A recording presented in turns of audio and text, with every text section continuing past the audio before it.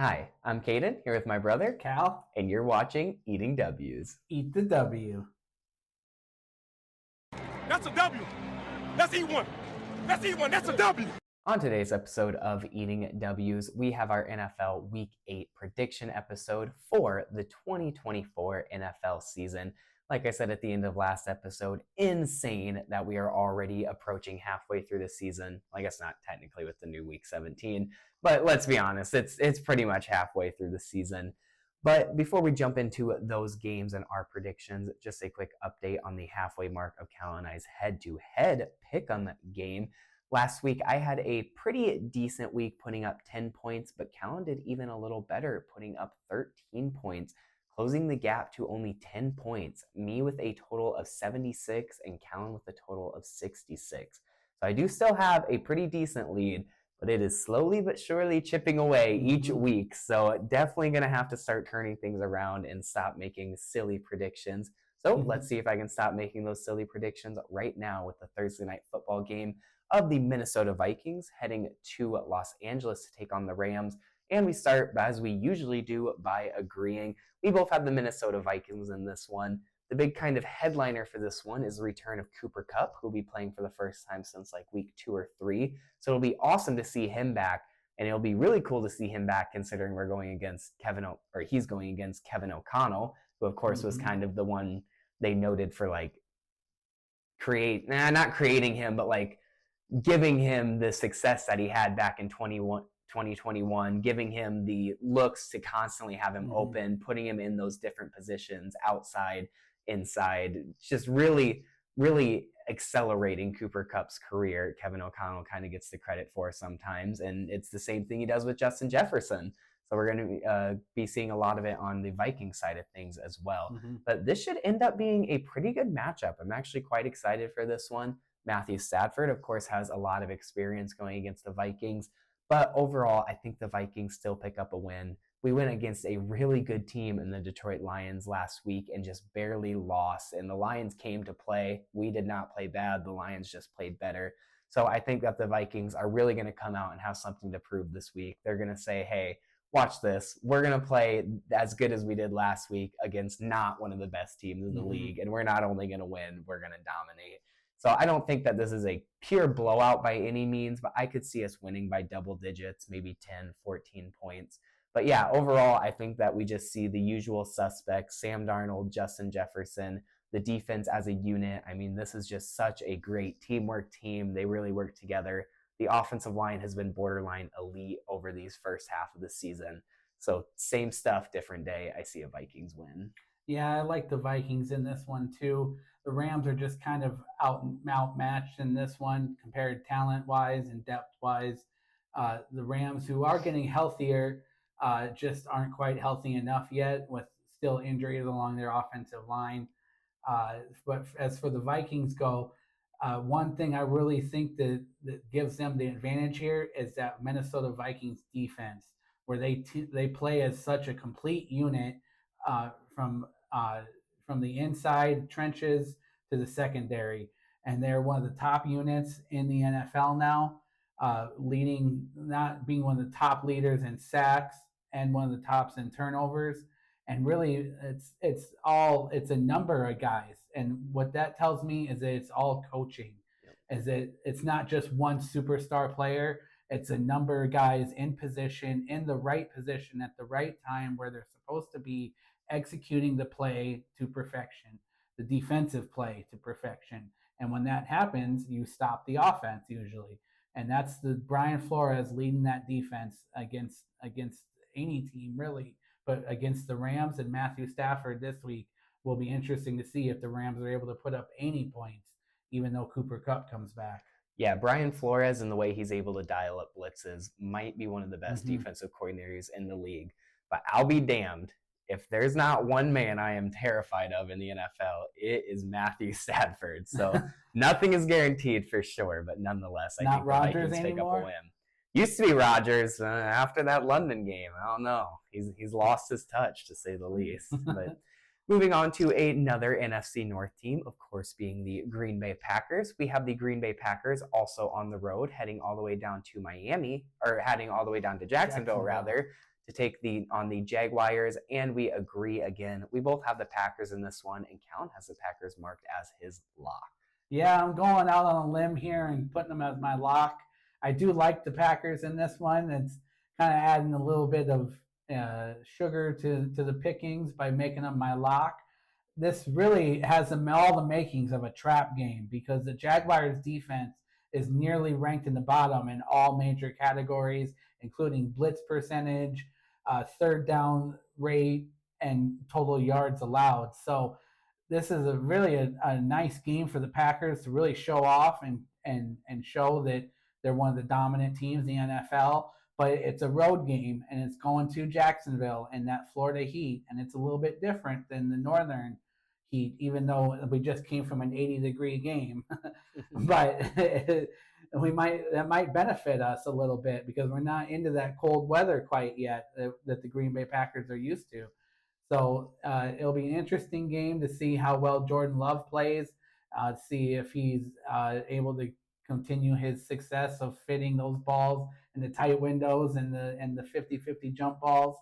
But he's got a full plethora of wide receivers and running backs to do it, with Marshawn Lloyd coming back this week. So that'll be interesting to see how well he plays. And Josh Jacobs, who is one of the leaders in the NFL in rushing, including also the Packers as a team are third in rushing, which is the most rushing yards, or I believe they had 817 rushing yards through week 6, through week 7, which is the most they've had since 1967. So it's kind of a blast from the past, the style offense, with the main focus being the running game.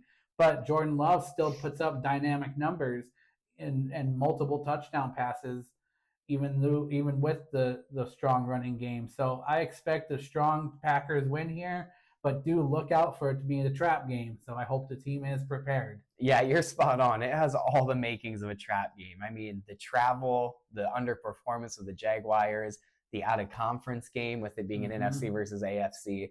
But no, nonetheless, I could see the Jaguars maybe making it a game and kind of making it entertaining. But I just don't really see any way that the Packers don't leave Jacksonville with a win here. They have just looked so good recently. They match up really well. The Jacksonville Jaguars have a decent linebacking core and a decent pass rush, but their overall run defense is not that solid, and their corners are not that solid, which is something that Jordan Love and Josh Jacobs, of course, can both very much take advantage of. And the verdict's still kind of out on Trevor Lawrence. Cal and I have touched on it both on and off camera a lot. But has he kind of reached that ceiling? Is he going to get any better? Is he going to be what he was supposed to be when he was drafted first overall back in 2021? We still got to find out, but right now it's kind of looking like a no. So I see that this Packers defense continues to be very dominant, and that Trevor Lawrence continues to struggle against that dominant defense. So now jumping down the list quite a bit, down to our game of the week for this week. We have an NFC South divisional matchup with the Atlanta Falcons heading to Tampa Bay to take on the Buccaneers, and we agree on this one. We both have the Buccaneers here. I just don't see them losing another game, especially nowhere near the way they did in that Ravens game. I think that when they lost Mike Evans, it was quite a shock to them, and they kind of stumbled back and had to reel a little bit. And then even though it was way later in the game, of course, all hope was gone once they lost Chris Evans. But I think that now that they have a whole week of practice and kind of getting used to life without guys like Mike Evans and Chris Godwin, I think that a lot of these young receivers step up quite a bit. Jalen McMillan and Trey Palmer are kind of slated to be their top 2 wide receivers this week. So I think that we see a huge game from both of those guys, and I think that the true competitor comes out in Baker, and he plays his kind of style of what we know as hero ball and talk about a lot, which is just, I know the cards are stacked against me, but guess what? I'm going to win. That's his way of hero ball. It's not throwing the team on his back. It's using the team to his advantage. It's picking up these young guys and making them want to win just as much as he does, which is a hell of a lot. So I think this is going to be a very close game, and possibly even just as, if not more, entertaining than the last time these two teams faced a few weeks back, which was one of the top games of the year, in my opinion, so far. That was a hell of a game. And I think by no means the Falcons play a bad game, but I think that there is just even with these injuries and with the world against them, there's just so much talent and so much competitiveness stacked onto that Tampa Bay roster that they find a way to win. Yeah, I do think the Buccaneers win this one despite losing their top 2 wide receivers, and that's because of their reemergence of the running game, with Sean Tucker, Bucky Irving, and Rachaad White forming a three-headed monster. Really, it's just kind of whichever game scenario or game situation fits the running back the best.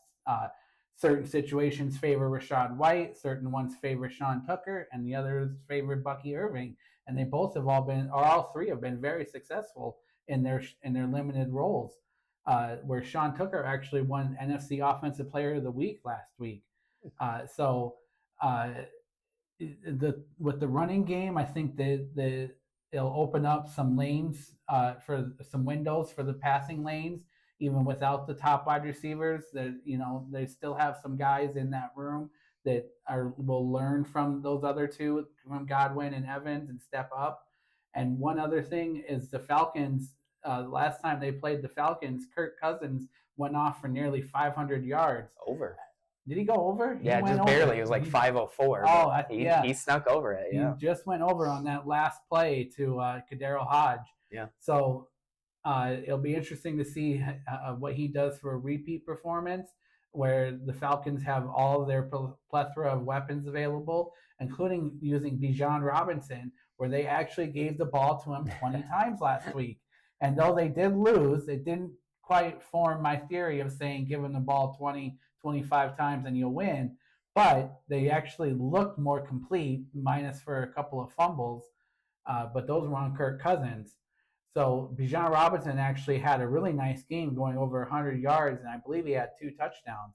So continue to give him the ball, and good things will happen for the Falcons. But I just don't see them doing it quite yet this week against the Buccaneers.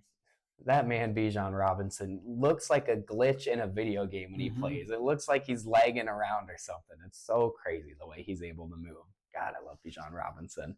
But moving on to our 2 primetime games, starting with Sunday Night Football this week in a big-time NFC matchup, and the Dallas Cowboys heading to San Francisco to take on the 49ers. And we actually disagree on this one. I have the 49ers, and Callan has the Cowboys marked as his upset. And I got the Cowboys as an upset because they're the road warriors this year, where their only 3 wins have been on the road. They're 0-3 at home and 3-0 on the road. And obviously they had a bye week last week, so they didn't play. But this week they go over to San Francisco and play the 49ers.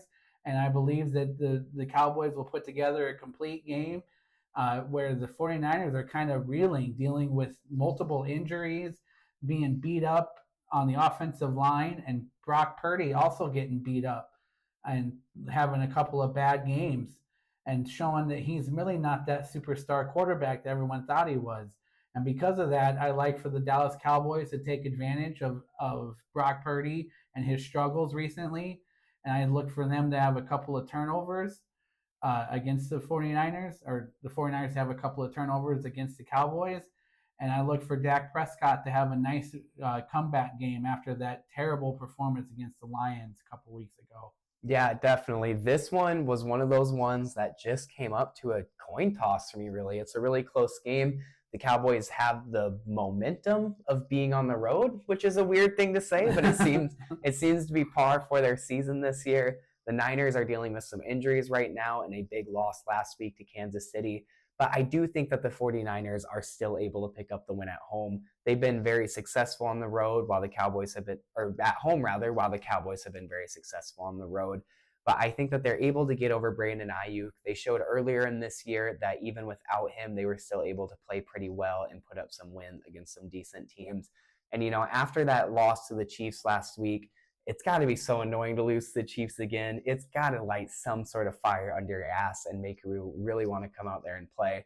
But yeah, I don't really have a ton to say about this game because it kind of came down to a coin flip for me, which I usually pick the home team in, and history repeats itself here. I went with the home team, so we'll see if the Niners are able to come out and get a win.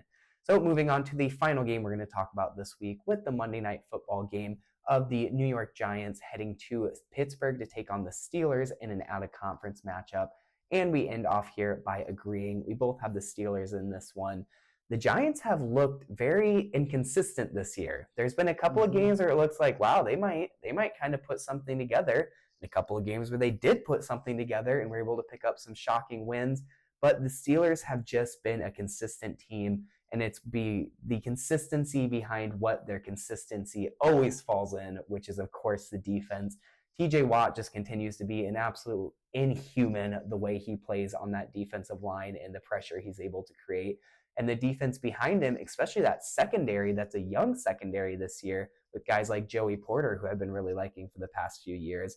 But they have continued to play really well and have been able to take advantage of that pressure and pass rush TJ Watt creates. So now you see Russell Wilson come in at quarterback on the offensive side of the ball, which made me nervous last week, but he showed a couple of kind of vintage Russell Wilson plays, things like the moon balls, things with putting those back shoulder throws into the end zone on that touchdown to George Pickens, this kind of things that you just want to see from Russell Wilson and you really haven't seen since he was in Seattle. So can he continue to do that? Assumably, yes. He's going against a very young and kind of struggling defense this year. So if he really wants to show that he is Danger Russ again and that he's going to come out and be the starting quarterback for the Steelers, this is his chance to dominate. Yeah, and it really is. I like the Steelers in this one because the Giants just aren't quite ready for prime time. And really, this is when Russell Wilson is at his best. He's in a great situation right now with a dominant defense, a strong running game, and solid pass catchers. And this was when he was at his best in Seattle, and there could be a repeat performance this year in Pittsburgh because it's looking like a magical year in Pittsburgh after early predictions kind of had them being and near the bottom. They've kind of surprised us and are near the top of the AFC North, right up there with the Baltimore Ravens. And that's because of the switch from Justin Fields to Russell Wilson. And even though Fields had 10 total touchdowns and only one interception, bringing Russell Wilson in just brings so much more dynamicness to this offense because not only is he able to scramble like Justin Fields, but he has the throwing ability that Fields just doesn't.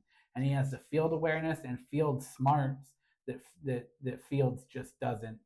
So because of that, I like the Steelers in this one to really walk away with this one pretty single-handedly and look for Russell Wilson to have a big game and Najee Harris to have a big game where he had over 95 yards last week and look for him to have a reemergence again this week. Yeah, the way Tyler Lockett was able to track and get under those moon balls from Russell Wilson was so impressive. I think it's more impressive. But throwing up those moon balls to George Pickens in that 50-50 and just let him go up and beat the corner is going to be so fun to watch for the rest of the year. So we'll see if we maybe get to see one of those against a struggling cornerback room there in New York. But that was our NFL Week 8 predictions. Thank you all so much for watching. Make sure to stay tuned in until next week when we have the rest of our predictions as well as, of course, the Week 8 recap. But until then, don't forget to eat the W.